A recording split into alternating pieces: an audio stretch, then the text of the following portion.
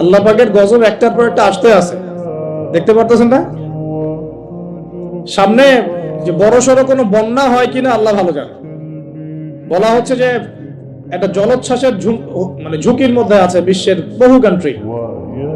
বহু কান্ট্রি জলোচ্ছ্বাস, বড় একটা জলোচ্ছ্বাসের হুমকির মধ্যে আছে।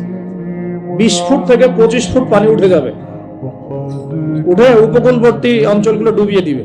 এটা এখন গবেষকরাই বলছেন, বিজ্ঞানীরা। আর আমরা তো আগেই বলেছি, যখন একটা জনপদের মধ্যে শিরকের পাপ বেশি হয়, কোন পাপ?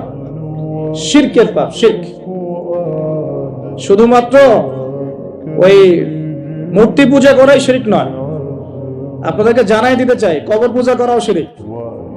কথা কি বুঝতে পারছেন? আমার কথা কিভাবে নিবেন জানি না, কিন্তু আমাকে তো বলতে হবে।